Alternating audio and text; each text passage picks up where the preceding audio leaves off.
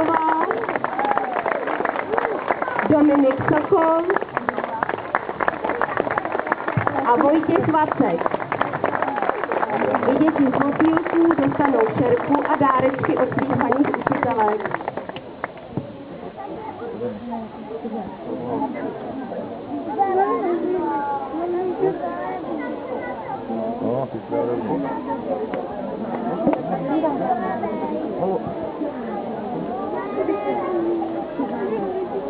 Šerku vyfotit? Jo, pojďte. Já jsem fotil dozadu a nešlo to vůbec.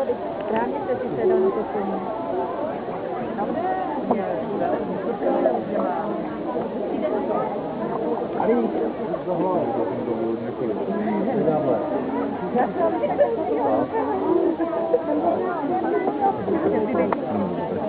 Za rok bude taky.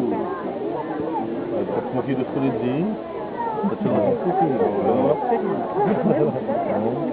Ale teď jak podávají Lukášík je nešťastný, nejde do školy.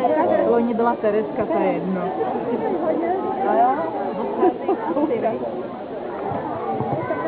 Ve třídě motýlků jsou dvě paní učitelky, jedna pedagogická a jedna osobní asistentka.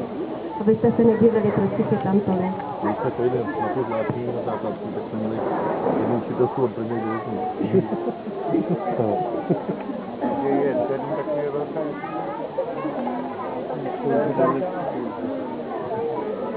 Konečně se ořejete kluci, co?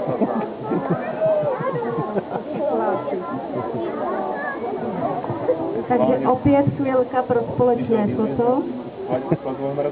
A děti, moc úspěchů ve škole, ať se vám tam daří, hodné paní učitelky vám přejeme.